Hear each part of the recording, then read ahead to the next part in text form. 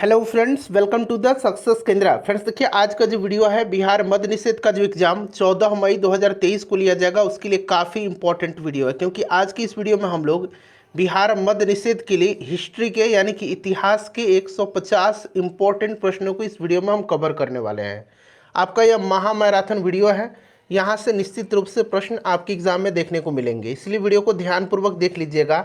और फ्रेंड्स, इससे पहले मैंने बिहार मद्य निषेध का जो एग्जाम 14 मई 2023 को लिया जाएगा, उसके लिए ढेर सारा वीडियो कवर कराया हुआ है। प्रीवियस ईयर में जितने भी प्रश्न बिहार मद्य निषेध में पूछे गए हैं, उनके क्वेश्चन पेपर को भी कवर कराया हुआ है। साइंस का भी मैंने कवर कराया हुआ है, साथ ही साथ प्रैक्टिस सेट भी मैंने कवर कराया हुआ है। तो अगर आपने इन वीडियोज़ को नहीं देखा है तो सभी को देख लीजिएगा, लिंक डिस्क्रिप्शन बॉक्स में मिल जाएगा। और चैनल को सब्सक्राइब करके जो बेल आइकन है, घंटी का निशान है, उसको ज़रूर दबा लीजिएगा, ताकि जब भी बिहार मद्य निषेध से संबंधित कोई भी इंपॉर्टेंट वीडियो अपलोड किया जाए तो उसका नोटिफिकेशन सबसे पहले आपके पास पहुंच जाए। तो चलिए फ्रेंड्स, बिना देरी किए हुए सेशन आज का स्टार्ट करते हैं। पहले प्लीज़ वीडियो को लाइक कर दीजिए, और जब सेशन समाप्त होगा तो इसको शेयर भी जरूर कर दीजिएगा। पहला प्रश्न पढ़ेंगे कि 1950 से पहले हिंद चीन में कौन सा देश शामिल होते थे। देखिए, अगर आपको आंसर पहले से पता है तो आप आंसर कमेंट में दे करके बताते चलिएगा। देखिए फ्रेंड्स, इसमें वियतनाम, कंबोडिया और लाओस शामिल होते थे। वियतनाम में उत्तरी वियतनाम और दक्षिणी वियतनाम दोनों था, कंबोडिया था और लाओस था। और ये सभी जो थे ये फ्रांस के उपनिवेश थे। राइट आंसर इसका हो जाएगा वियतनाम, कंबोडिया और लाओस, यानी कि ऑप्शन नंबर ए इसका करेक्ट आंसर हो जाएगा। चलिए आगे बढ़ेंगे, नेक्स्ट क्वेश्चन कर लेंगे कि सविनय अवज्ञा आंदोलन कब और किस यात्रा से शुरू हुआ था। देखिए फ्रेंड्स, आपको पता है कि 12 मार्च 1930 को, ध्यान रखेंगे आप, 12 मार्च 1930 को जो है दांडी मार्च स्टार्ट हुआ था। गांधी जी ने इसको स्टार्ट किया था। 6 अप्रैल 1930 को, ठीक है, यहाँ मैं लिखता हूँ 6 अप्रैल 1930 को जो है दांडी पहुंच करके महात्मा गांधी जी ने नमक कानून तोड़ा और सविनय अवज्ञा आंदोलन की शुरुआत किया था। तो राइट आंसर इसका ऑप्शन नंबर सी हो जाएगा 1930। दांडी यात्रा से जो है सविनय अवज्ञा आंदोलन स्टार्ट हुआ था। कब? तो 6 अप्रैल 1930 को। चलिए, इसी प्रकार से मैं आपको सभी सब्जेक्ट्स कवर करवा दूंगा, चाहे वह आपका साइंस हो, पॉलिटी हो, ज्योग्राफी हो, यहाँ तक मैं हिंदी और इंग्लिश के प्रश्नों को भी कवर करवा दूंगा। देखिए, तीसरा प्रश्न कि साम्यवाद का प्रयोग सर्वप्रथम किस देश में हुआ था। अगर दूसरे शब्दों में हम बात करें तो काम के अधिकार को संवैधानिक अधिकार के रूप में सबसे पहले कहाँ जो है स्वीकार किया गया था। तो फ्रेंड्स, ये रसिया में किया गया था। ऑप्शन नंबर इसका सी राइट आंसर हो जाएगा। ये प्रश्न कई बार जो है CSBC के द्वारा पूछा गया है। ठीक है, चलिए आगे बढ़ते हैं, नेक्स्ट क्वेश्चन कर लेंगे। अगला प्रश्न है क्वेश्चन नंबर 4 हमारा कि 100 साल पहले किस देश में नाजी पार्टी स्थापित हुई थी। देखिए फ्रेंड्स, नाजी पार्टी की स्थापना जो है ये जर्मनी में हुआ था। और नाजी जर्मन तानाशाह एडोल्फ हिटलर की विचारधारा थी। नाजीवाद जो था ये जर्मन तानाशाह, जो वहाँ का डिक्टेटर था जर्मनी का, एडोल्फ हिटलर, उसी की विचारधारा थी। तो ये जर्मनी इसका राइट आंसर हो जाएगा। ठीक है, और फांसीवाद जो थी ये इटली की थी। ठीक है, चलिए आगे बढ़ेंगे, नेक्स्ट क्वेश्चन कर लेंगे। अगला प्रश्न है कि प्रथम विश्व युद्ध कब शुरू हुआ था। तो प्रथम विश्व युद्ध यानी कि फर्स्ट वर्ल्ड वार जो है ये स्टार्ट हुआ था 1914 में, 1914 में, और ये चला था 1918 ईस्वी तक। अच्छा, इसका तात्कालिक कारण क्या था। तो देखिए, इसका जो तात्कालिक कारण था ये ऑस्ट्रिया के राजकुमार फर्डिनेंड की बोस्निया की राजधानी सेरोजेओ में हत्या थी। तात्कालिक कारण पूछा जाता है। दूसरा विश्व युद्ध जो था ये 1939 से लेकर के 1945 तक चला था। और दूसरे विश्व युद्ध का जो तात्कालिक कारण था ये जर्मनी का पोलैंड पर आक्रमण था। तो दोनों का तात्कालिक कारण आप जरूर ध्यान रखिएगा। चलिए, छठा प्रश्न है, और फ्रेंड्स थोड़ा सा हम लोग जल्दी में वीडियो को कवर करेंगे, अन्यथा वीडियो बहुत ही लंबी हो जाएगी और इससे आपको असुविधा होगी देखने में। देखिए, छठा प्रश्न है कि लेनिन का उत्तराधिकारी कौन था। देखिए, लेनिन का उत्तराधिकारी जो था ये स्टालिन था। कौन था? ऑप्शन नंबर इसका बी राइट आंसर हो जाएगा। लेनिन जो था ये रूस में जो बोल्शेविक क्रांति हुई थी उसी का यह नेता था। चलिए आगे बढ़ेंगे। अगला प्रश्न हमारा कि हड़प्पा के किस स्थल से जलाशय के प्रमाण मिले हैं। तो देखिए, ये जलाशय के प्रमाण जो मिले हैं ये कहाँ से मिले हैं। तो फ्रेंड्स, ये धौलावीरा से मिला है। Option number B right answer हो जाएगा, धौलावीरा से। चलिए उसके बाद अगला प्रश्न है हमारा अभी ये सभी प्रश्न जो हमने 1 से लेकर के 7-8 नंबर तक कवर किया, ये सभी प्रश्न अभी रिसेंटली बिहार मद्यनिषेध सिपाही का जो एग्जाम हुआ था 2022 में, इसी में पूछा गया था। देखिए अमेरिका की खोज किसने की थी, तो अमेरिका की खोज जो है किसने किया था, कोलंबस ने किया था। Option number C right answer हो जाएगा। अगला प्रश्न करेंगे कि निम्नलिखित में से कौन दक्षिण अफ्रीका में रंगभेद आंदोलन से संबंधित है। देखिए दक्षिण अफ्रीका में तो ये नेल्सन मंडेला थे। Option number D right answer हो जाएगा, नेल्सन मंडेला। चलिए उसके बाद नेक्स्ट क्वेश्चन है कि तंजौर के राज राजेश्वर शिव मंदिर का निर्माण किसने किया था। अच्छा ये राज राजेश्वर शिव मंदिर जो था इसको बृहदेश्वर मंदिर भी कहा जाता है, यहाँ मैं लिख देता हूँ, बृहदेश्वर मंदिर भी इसको कहा जाता है। ठीक है, और देखिए फ्रेंड्स इसका निर्माण जो है चोल वंश के शासक राजराज प्रथम ने करवाया था। क्लियर। अच्छा चोल वंश का संस्थापक कौन था, तो विजयालय था। कौन था, विजयालय था। चोलों की राजधानी कहाँ थी, तो तंजौर थी। चलिए आगे बढ़ेंगे। नेक्स्ट क्वेश्चन है कि दिल्ली के किस सुल्तान ने स्वयं को नियायत खुदाई कहा था। तो देखिए नियायत खुदाई जो है ये कहा था बलवन ने स्वयं को। बलवन जो था यह गुलाम वंश का एक शासक था और इसने अपने विरोधियों के प्रति लौह एवं रक्त की नीति अपनाई थी। चलिए उसके बाद देखिएगा कि गुट निरपेक्ष आंदोलन, जिसको कि हम लोग कहते हैं नाम अंग्रेजी में, ठीक है, नॉन अलाइंग मूवमेंट, का पहला शिखर सम्मेलन कब और कहाँ आयोजित किया गया था। तो देखिए फ्रेंड्स इसका पहला सम्मेलन जो हुआ था ये हुआ था 1961 में, 1961 में बेलग्रेड, जो कि सर्बिया की राजधानी है बेलग्रेड, वहीं पर हुआ था। तो ऑप्शन नंबर इसका सी राइट आंसर हो जाएगा। और इस सम्मेलन में विश्व के 25 कंट्रीज जो थे, 25 देश जो थे, उन्होंने हिस्सा लिया था।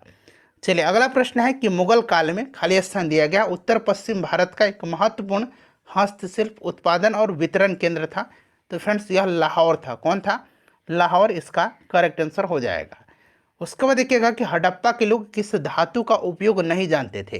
तो हड़प्पा के जो लोग थे ये लोहा के उपयोग से अनभिज्ञ थे, ये लोहा का उपयोग नहीं जानते थे। चलिए उसके बाद नेक्स्ट क्वेश्चन है कि निम्न में से किस यूरोपीय जाति को इंडोनेशिया में संप्रभुत्व जमाने में सफलता मिली थी। तो ये डच थे। अच्छा डचों ने जो है डच ईस्ट इंडिया कंपनी की स्थापना कब किया था, तो 1602 ईस्वी में किया था। इसको भी आप याद रखिएगा। चलिए उसके बाद देखिए 16 नंबर क्वेश्चन है कि निम्नलिखित में से किसने सांप्रदायिक पंचाट की घोषणा की थी। सांप्रदायिक पंचाट अंग्रेजी में इसको कम्युनल अवार्ड कहा जाता है। ठीक है, 16 अगस्त 1932 को याद रखेंगे आप, 16 अगस्त 1932 को जो है कम्युनल अवार्ड यानी कि सांप्रदायिक पंचाट की घोषणा रैम्जे मैकडोनाल्ड ने किया था। ठीक है, और देखिए फ्रेंड्स इसके अनुसार क्या हुआ था कि दलितों को, दलित जो थे उनको हिंदुओं से अलग मान करके उन्हें अलग प्रतिनिधित्व देने को कहा गया और दलित वर्गों के लिए अलग निर्वाचन मंडल का प्रावधान भी किया गया था। इसका विरोध गांधी जी ने किया था। गांधी जी ने आमरण अनशन किया था इसके विरोध में। Right answer option number C हो जाएगा, रैम्जे मैकडोनाल्ड, और ये उस समय ब्रिटेन का प्रधानमंत्री था। चलिए उसके बाद नेक्स्ट क्वेश्चन करेंगे कि निम्नलिखित में से कौन सा पुरातात्विक स्थल सिंधु घाटी सभ्यता से संबंधित नहीं है। नहीं पूछा गया है, तो यहाँ पर देखिएगा कालीबंगन बिल्कुल है, राजस्थान में है। राखी गढ़ी ये फ्रेंड्स कहाँ पर है, हरियाणा में है, ये भी है। सुरकोटदा यह गुजरात में है, ये भी है। आहड़ नहीं है। ठीक है, ऑप्शन नंबर बी इसका राइट आंसर हो जाएगा। उसके बाद देखिए ड्रैकन के कानून किस सभ्यता से संबंधित है। तो देखिए ड्रैकन के जो कानून था यह यूनानी सभ्यता से यानी ग्रीस की सभ्यता से संबंधित था। नेक्स्ट क्वेश्चन है कि कुतुबुद्दीन ऐबक ने किसे बंगाल का गवर्नर यानी कि प्रशासक नियुक्त किया था। तो कुतुबुद्दीन ऐबक ने अली मर्दान को किया था। किसको किया था, अली मर्दान को किया था।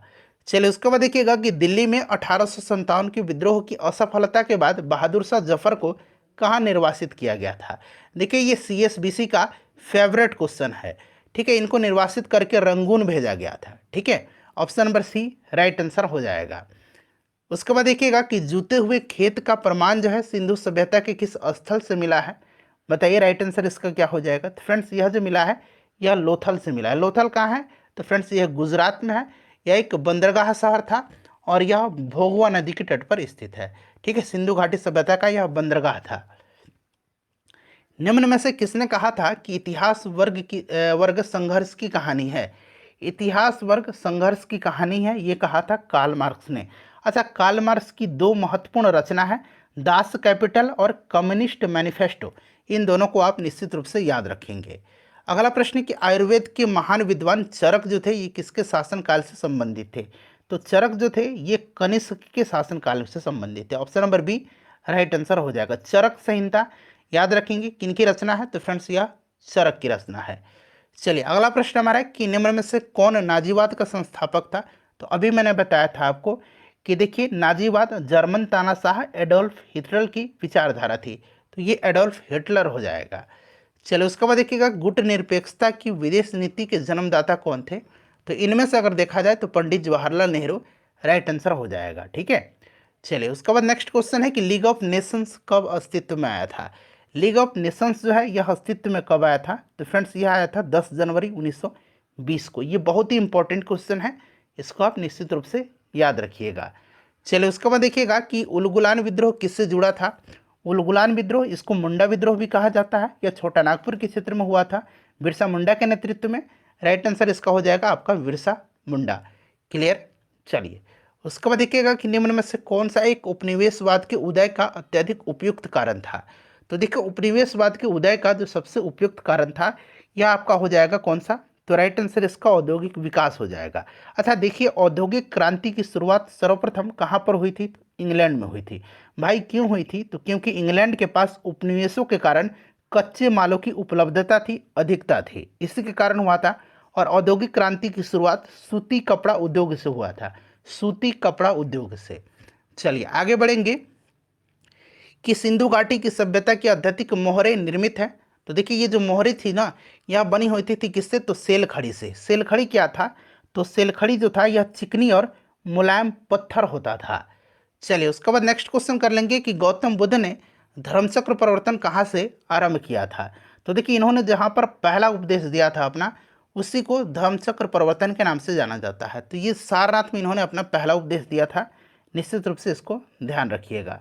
चलिए उसके बाद नेक्स्ट क्वेश्चन है कि निम्नलिखित में से कौन सा चित्र लियोनार्डो दा विंची द्वारा नहीं बनाया गया है? तो यहाँ पर देखिए लास्ट सपर, मोनालिसा और वर्जिन ऑफ रॉक्स ये सभी लियोनार्डो दा विंची की कृतियाँ हैं, लेकिन लास्ट जजमेंट जो है ये माइकल एंजेलो की है। किसकी है?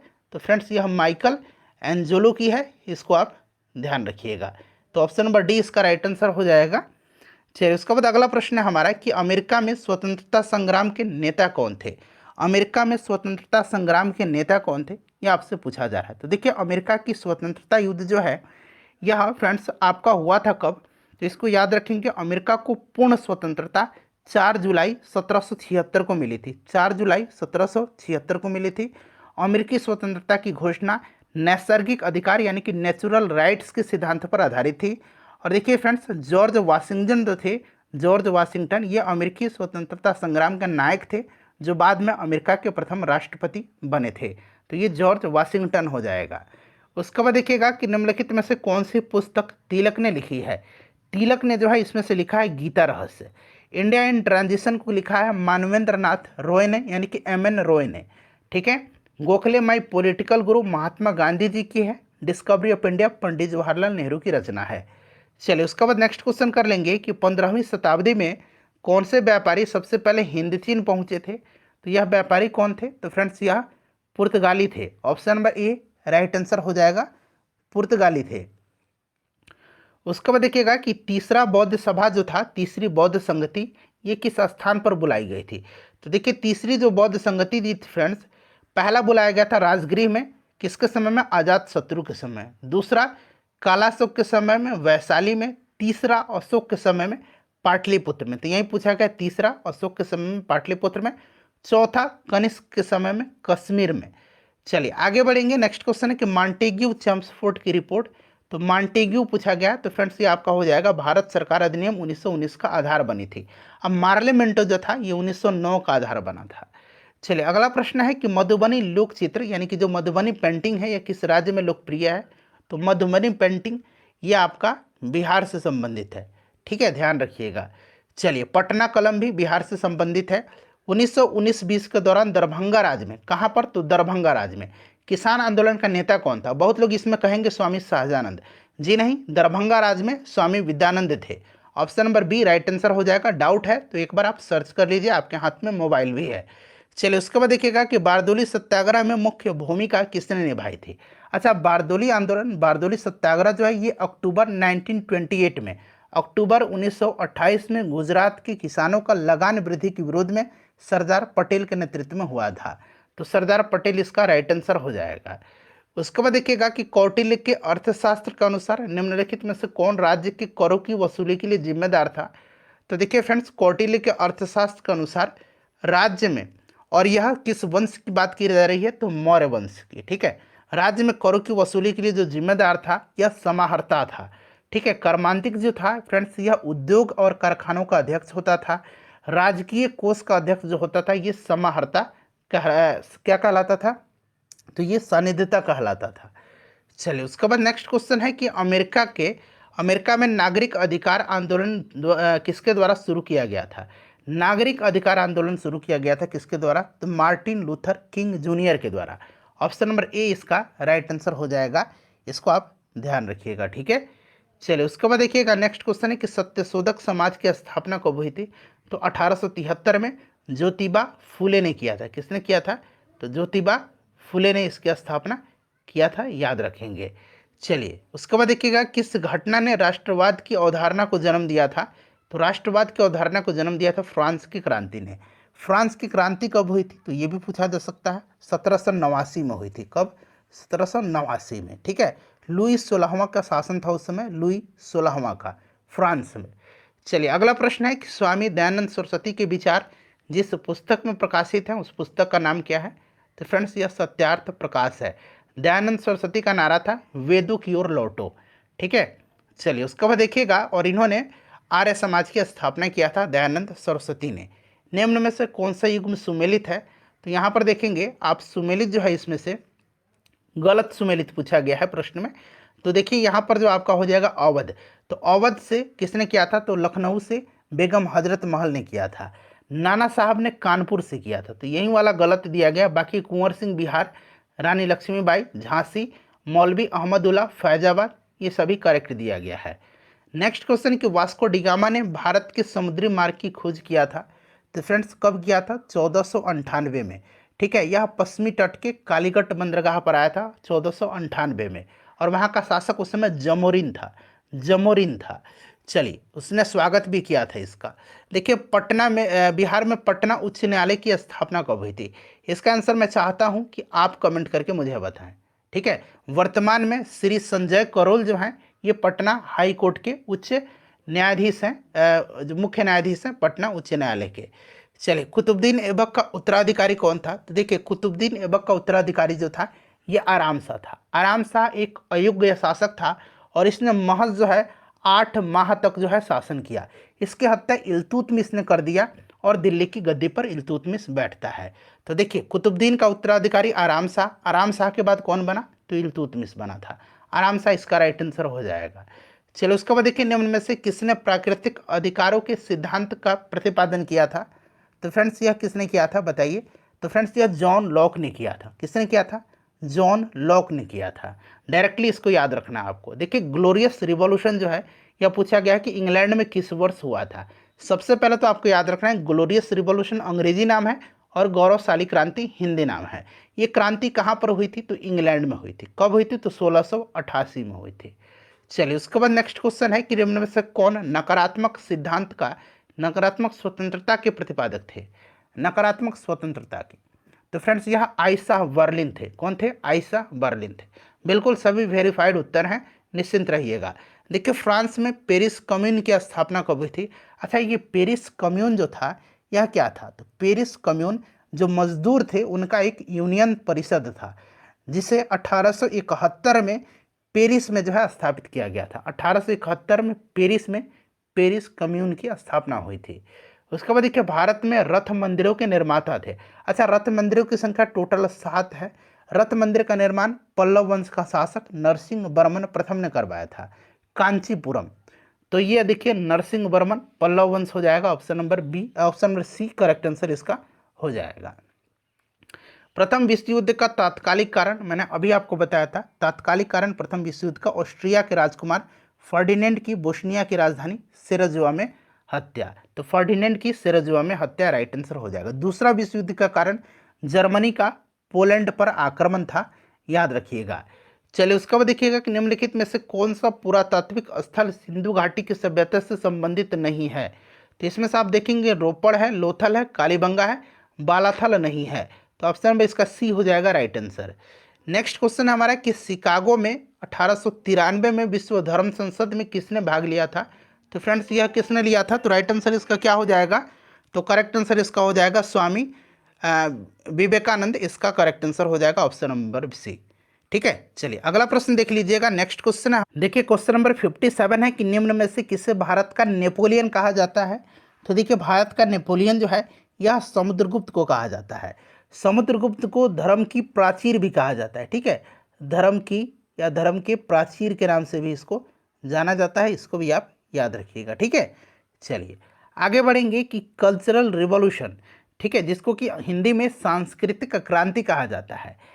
सांस्कृतिक क्रांति के समय यानी कि कल्चरल रिवॉल्यूशन के समय कम्युनिस्ट पार्टी ऑफ चाइना के प्रमुख कौन थे। अच्छा, ये रिवॉल्यूशन जो हुआ था कल्चरल रिवॉल्यूशन, ये चीन में हुआ था और इसकी शुरुआत 1966 में हुई थी, 1966 में हुई थी। और उस समय कम्युनिस्ट पार्टी ऑफ चाइना के प्रमुख जो थे ये माओ जेडोंग था। माओ जेडोंग राइट आंसर हो जाएगा। उसके बाद देखिए पीपुल्स वार ग्रुप संबंधित है। तो फ्रेंड्स यह नक्सलवाद से संबंधित है, पीपुल्स वार ग्रुप। अगला प्रश्न हमारा कि जापान में रक्तहीन क्रांति या मेजी पुनः स्थापना किस वर्ष में हुई थी, बताइए। तो फ्रेंड्स यह जो हुई थी रक्तहीन क्रांति, यह हुई थी 1868 एडी में। कहाँ पर, तो ये जापान में हुई थी, याद रखना है आपको। चलिए उसके बाद देखिएगा संयुक्त राष्ट्र संघ कब अस्तित्व में आया था। देखिए संयुक्त राष्ट्र संघ का हेड क्वार्टर जो है ये न्यूयॉर्क में है और यह 24 अक्टूबर 1945 को अस्तित्व में आया था। नेक्स्ट क्वेश्चन है कि सम्राट जेम्स प्रथम का राजदूत सर टॉमस रो किस मुगल शासक के दरबार में आया था। तो देखिए सर टॉमस रो और कैप्टन हॉकिंस ये जहांगीर के दरबार में आए थे। अगला प्रश्न है कि निम्न में से कौन से ग्रंथ वैदिक साहित्य का हिस्सा नहीं है। वैदिक साहित्य का हिस्सा नहीं है, तो देखिए इसमें से आपका ब्राह्मण, उसके बाद देखिए आरण्यक उपनिषद ये थे, वेदांग नहीं था। तो ऑप्शन नंबर इसका डी हो जाएगा करेक्ट आंसर, वेदांग नहीं था वैदिक साहित्य का हिस्सा। उसके बाद देखिएगा कि बिहार में 1857 की क्रांति कहाँ से शुरू हुआ था। तो चूंकि उस समय बिहार और झारखंड एक ही था, तो ये वर्तमान में झारखंड के देवघर जिले के रोहिणी नामक स्थान से हुआ था। ठीक है, चलिए उसके बाद देखिएगा कि कालाशोक कौन से वंश का था। तो कालाशोक के समय आपको याद होगा कि दूसरा बौद्ध संगति हुआ था वैशाली में और कालाशोक जो था ये शिशुनाग वंश का शासक था। उसके बाद देखिएगा कि सिराजुद्दौला और ब्रिटिश के बीच में पलासी का युद्ध कब हुआ था। पलासी जो है ये बंगाल में है। ठीक है, और देखिए पलासी का युद्ध सिराजुद्दौला और ब्रिटिश सेना का नेतृत्व कौन कर रहा था, तो रॉबर्ट क्लाइव कर रहा था। ठीक है, और यह 23 जून 1757 को हुआ था। इसमें नवाब सिराजुद्दौला की हार हो गई थी। चलो उसके बाद देखिएगा कि गुप्त वंश का संस्थापक कौन था। गुप्त वंश का संस्थापक जो था ये श्रीगुप्त था। कौन था, तो श्रीगुप्त था। श्रीगुप्त राइट आंसर इसका हो जाएगा। ठीक है, और देखिए चंद्रगुप्त प्रथम जो था गुप्त वंश का, ये सबसे पहला शक्तिशाली शासक हुआ था। चलिए आगे बढ़ेंगे। नेक्स्ट क्वेश्चन है कि गोवा में पहला शासन किसका था। तो गोवा में पहले जो था पुर्तगालियों का शासन था। पुर्तगालियों को गोवा से मुक्त कब कराया गया था, तो 1961 में कराया गया था। ठीक है, चलिए उसके बाद नेक्स्ट क्वेश्चन कर लेंगे कि किस काल या किस युग में पत्थर के औजार सबसे पहले पाए गए थे। तो पत्थर के औजार पाए गए हैं पूरा पाषाण काल में, पूरा पाषाण काल में। अगला प्रश्न कि कौन सी कला ग्रीको बौद्ध कला के नाम से जानी जाती है। तो यह जो कला है इसका नाम क्या है, इसका नाम है गांधार कला। अच्छा देखिए गांधार कला और मथुरा कला, इन दोनों कलाओं का निर्माण जो है यह कुषाण वंश के समय में सबसे ज़्यादा हुआ है। ठीक है, कुषाण वंश जिसका प्रतापी शासक कनिष्क था। चलिए उसके बाद नेक्स्ट क्वेश्चन है कि अवध में किसानों का नेतृत्व किसने किया था। तो अवध में किया था बाबा रामचंद्र ने। ठीक है, नेक्स्ट क्वेश्चन है कि शेरशाह सूरी का मकबरा जो है ये कहाँ स्थित है। बहुत ही सिंपल क्वेश्चन है, सासाराम में। उसके बाद देखिए जुलाई 1968 में गेहूं क्रांति नामक एक विशेष डाक टिकट जो है किसने जारी किया था। तो उस समय इंदिरा गांधी जी थी, इन्होंने ही जारी किया था गेहूं क्रांति नामक एक विशेष डाक टिकट। उसके बाद देखिए गुरु गोविंद सिंह जी का जन्मभूमि कहाँ पर है। इनका जन्म 1666 में कहाँ पर हुआ था, तो पटना में हुआ था। Option number B right answer इसका हो जाएगा। और देखिए सिखों के 10वें गुरु थे और इन्होंने 1699 में खालसा पंथ की स्थापना किया था। खालसा पंथ की स्थापना किया था, इसको भी आप ध्यान रखिएगा। देखिए बौद्ध धर्म के संस्थापक कौन थे, तो ये गौतम बुद्ध थे। गौतम बुद्ध को एशिया का ज्योतिपुंज कहा जाता है, यानी कि इंग्लिश में अगर कहें, अंग्रेजी में, तो एशिया का इन्हें क्या कहा जाता है, लाइट कहा जाता है, यानी कि लाइट ऑफ एशिया, यानी कि एशिया का ज्योतिपुंज इनको कहा जाता है। अगला प्रश्न कि आर्यभट्ट एक महान थे, तो आर्यभट्ट जो थे ये प्रसिद्ध खगोल शास्त्री और गणितज्ञ थे, और ये रहते थे चंद्रगुप्त द्वितीय, जिसको कि चंद्रगुप्त विक्रमादित्य कहा जाता है, उन्हीं के दरबार में, ठीक है। और चंद्रगुप्त विक्रमादित्य के दरबार में आर्यभट्ट, कालिदास, धन्वंतरी, बराहमिहिर ये सभी रहते थे। चलिए आगे बढ़ेंगे कि दास कैपिटल और कम्युनिस्ट मैनिफेस्टो, मैंने बताया था आपको कि यह पुस्तक के लेखक कौन है, तो दास कैपिटल और कम्युनिस्ट मैनिफेस्टो दोनों याद रखें, कार्ल मार्क्स की पुस्तक है। उसके बाद देखिएगा 1917 ईस्वी में कौन सा देश प्रथम विश्व युद्ध से अलग हो गया था, तो फ्रेंड्स देखिए रसिया अलग हो गया था।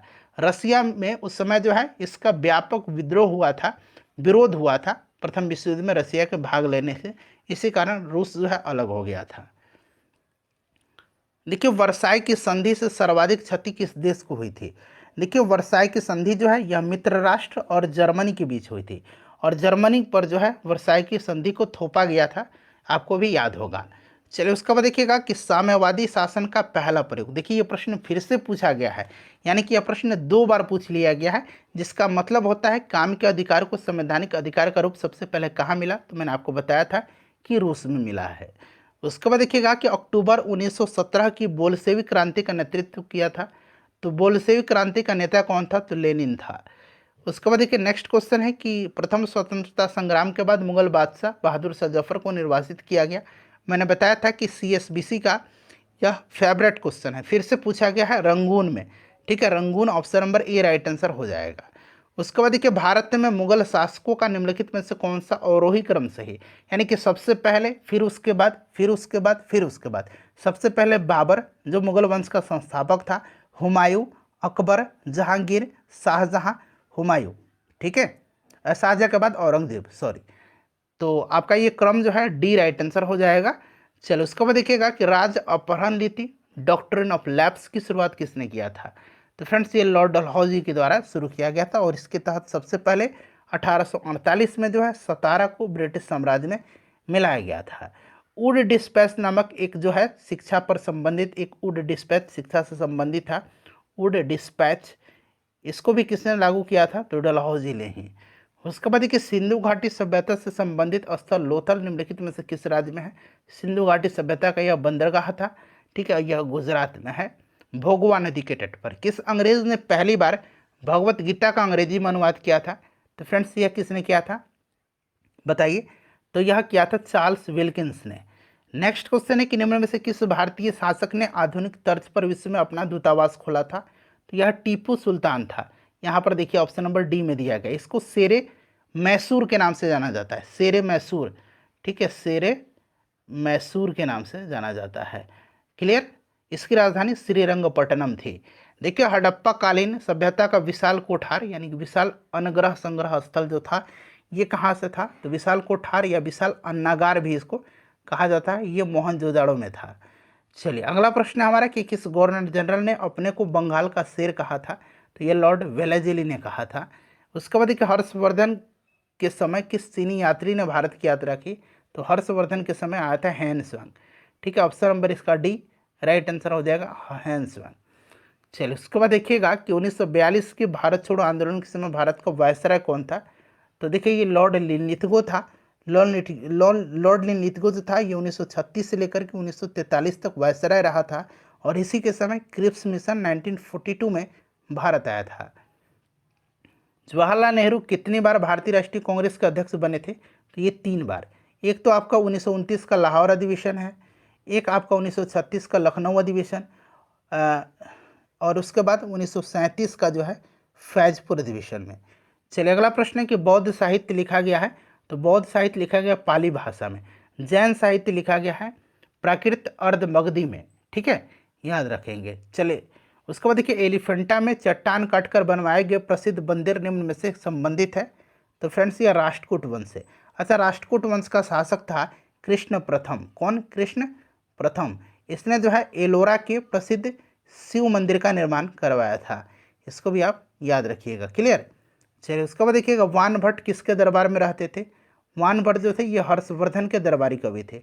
हर्षचरित इन्हीं की रचना है वानभट्ट की। चलिए उसके बाद देखिएगा कि थियोसॉफिकल सोसाइटी की स्थापना किसके द्वारा किया गया था। तो मैडम ब्लावत्स्की और कर्नल अलकाट ने किया था। ठीक है, कौन, मैडम ब्लावत्स्की और कर्नल अलकॉट ने किया था, इसको आप ध्यान रखिएगा। चलिए उसके बाद देखिएगा गदर पार्टी की स्थापना कहाँ हुई थी। गदर पार्टी की स्थापना 1913 में लाला हरदयान ने सैन फ्रांसिस्को में किया था। नेक्स्ट क्वेश्चन हमारा कि राजा राम मोहन राय के द्वारा चलाया गया सुधार आंदोलन, तो ये कौन सा ब्रह्म समाज था। आर्य समाज दयानंद सरस्वती की थी। ठीक है। चलिए उसके बाद देखिएगा अल्लाई दरवाजा किसके शासनकाल में बना था। अल्लाई दरवाजा सीरी का किला, इन सब का निर्माण जो है सीरी का किला, इसका निर्माण अलाउद्दीन खिलजी ने किया था। ऑप्शन नंबर सी हो जाएगा राइट आंसर। गुप्त काल के प्रसिद्ध गणितज्ञ कौन थे। तो गणितज्ञ पूछा गया तो वाराहमिहिर थे। ठीक है।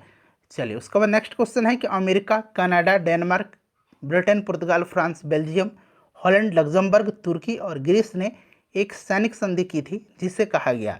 तो फ्रेंड्स इसको कहा गया है NATO, North Atlantic Treaty Organization. 1949 में इसकी स्थापना हुई थी। इसका हेडक्वार्टर जो है यह बेल्जियम के ब्रुसेल्स शहर में है। चलिए आगे बढ़ेंगे, नेक्स्ट क्वेश्चन कर लेंगे कि बोस्टन बंदरगाह पर 340 चाय के बॉक्सों को समुद्र में फेंका गया, या किस घटना को, यानी कि इस घटना को किस नाम से जाना जाता है।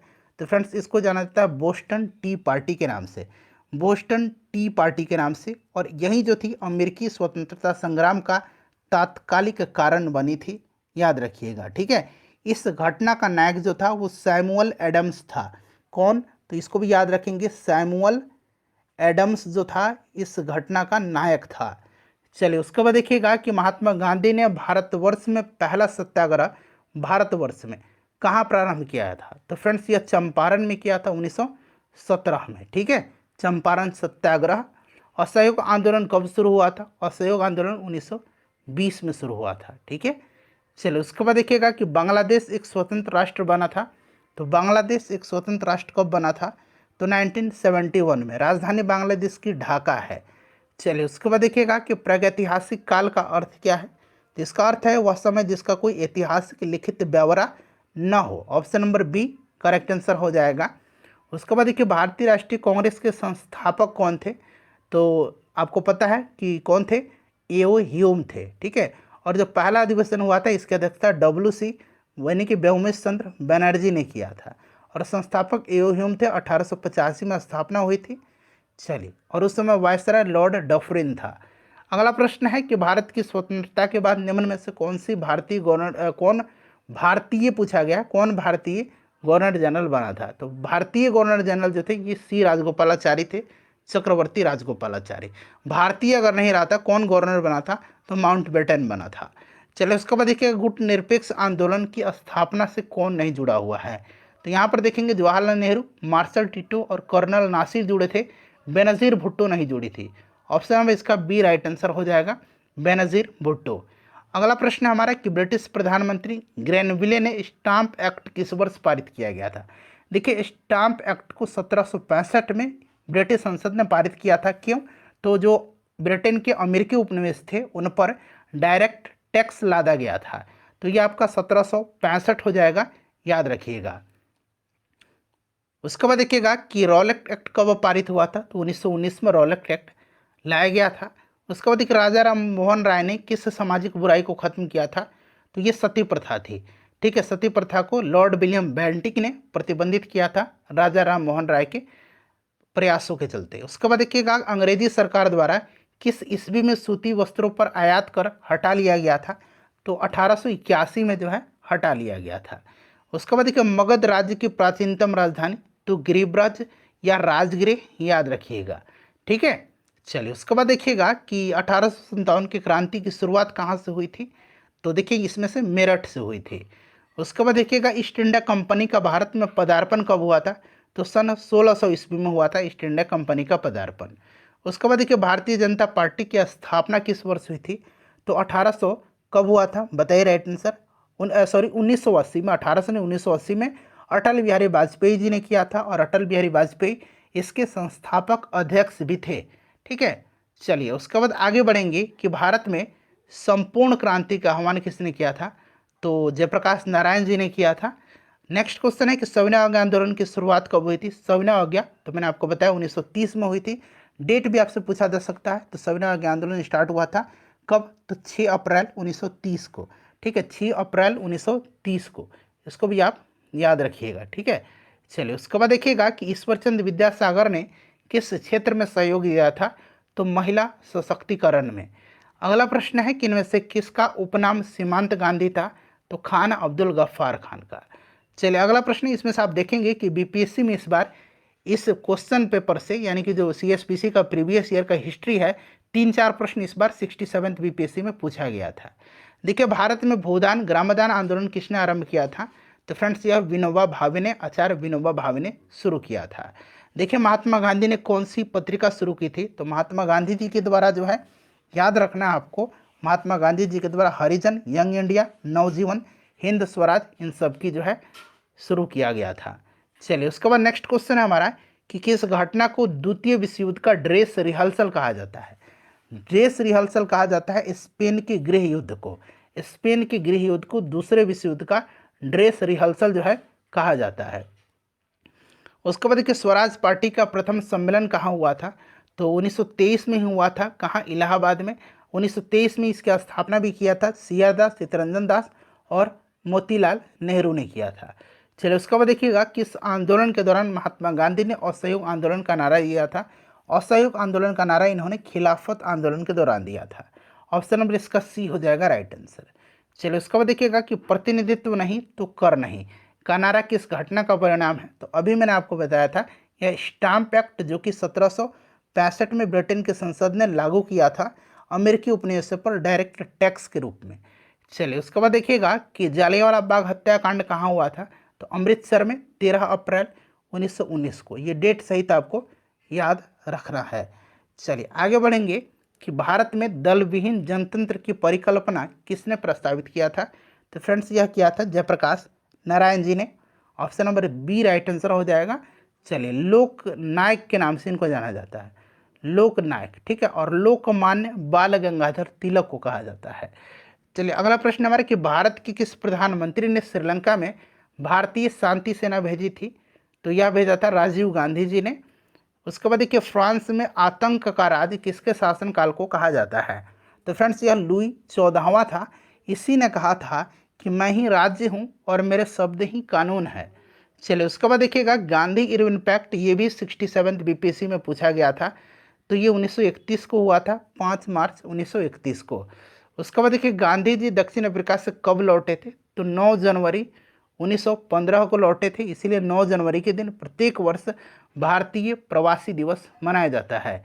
चलिए उसके बाद देखिएगा, सही सुमेलित करना है तो इसमें से गांधी युग 1909 से 1947 गलत है, 1915 से 1947 हो जाएगा गांधी युग। उसके बाद मोपला विद्रोह, ये भी गलत दिया गया है। राष्ट्रीय स्वयंसेवक संघ की स्थापना, आरएसएस की स्थापना 1925, ये सही दिया गया है। ठीक है, ऑल इंडिया ट्रेड यूनियन की स्थापना 1920 नहीं होगा, 1921 नहीं होगा, 1920 होगा। तो ये वाला सही सुमेलित है। उसके बाद देखिएगा कि औरंगजेब की मृत्यु के पश्चात किस नेता ने किस नेता के नेतृत्व में जाट काफ़ी शक्तिशाली हुए थे? तो यह नेता कौन था? जाट नेता चूड़ामन था। उसके बाद देखिएगा, मोहनजोदड़ो का शाब्दिक अर्थ क्या होता है? तो इसका मतलब होता है मृतकों का टीला।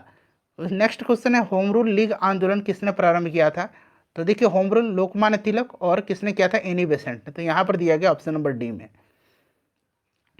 उसके बाद देखिएगा कि चिपको आंदोलन का आरंभ हुआ था। तो ये चिपको आंदोलन हुआ था उत्तराखंड में। अच्छा, इसका शुरू किया था इसको चंडी प्रसाद भट्ट ने, और इसको नेतृत्व प्रदान किया था सुंदरलाल बहुगुणा ने। अगला प्रश्न है कि 14वीं शताब्दी में मोरक्को के किस यात्री ने ठीक है किस यात्री और इतिहासकार को न्याय व्यवस्थापक के रूप में दिल्ली दरबार के मोहम्मद बिन तुगलक का द्वारा स्वागत हुआ था? तो यह इब्न बतूता है। इसकी प्रसिद्ध पुस्तक कौन सी है? रहला है। ठीक है, याद रखेंगे। चलिए अगला प्रश्न है कि वल्लभ भाई पटेल को सरदार की उपाधि किस आंदोलन में दी गई थी? तो ये बारदोली आंदोलन था। बारदोली आंदोलन जो कि अक्टूबर 1928 में हुआ था। ठीक है, तो बारदोली हो जाएगा 1928 में। चलिए नेक्स्ट क्वेश्चन है हमारा कि आईसीएस की परीक्षा पास करने वाले पहले भारतीय कौन थे? तो ये भारतीय जो थे कि सुरेंद्र नाथ बनर्जी थे। नेक्स्ट क्वेश्चन है हमारा कि लोकतंत्र जनता का, जनता द्वारा और जनता के लिए शासन है, यह कथन किसका है? तो यह अमेरिका के जो पूर्व राष्ट्रपति थे अब्राहम लिंकन, इन्हीं की कथन है। उसके बाद देखिएगा कि महात्मा गांधी के राजनीतिक गुरु के रूप में किसे जाना जाता है? इसका आंसर आप तुरंत मुझे अभी कमेंट करके बताइएगा, ठीक है? और अपना स्कोर भी बताइएगा, जब मैं लास्ट क्वेश्चन कराऊंगा तो इनमें से कितने प्रश्नों का आंसर आपने सही से दिया है बता दीजिएगा। लाख बख्श के नाम से कुतुबुद्दीन ऐबक को जाना जाता है, लाखों का दान करने वाला। उसके बाद देखिए गुप्त वंश के ह्रास के पश्चात उत्तर भारत के बड़े भाग का पुनर्गठन किसने किया था? तो ये हर्षवर्धन ने किया था, ठीक है? चलिए उसके बाद देखिएगा कि निम्नलिखित घटनाओं में से कौन सी घटना 1919 में घटी थी? तो इसमें से आप देखेंगे तो जालियांवाला बाग हत्याकांड 1919 में हुआ था।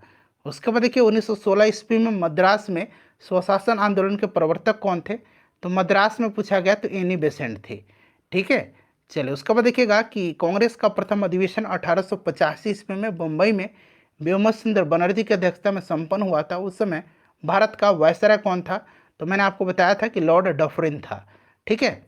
चलिए अगला प्रश्न है कि नील दर्पण नामक पुस्तक किसने लिखी है? तो यह दीनबंधु मित्र की है, नील दर्पण।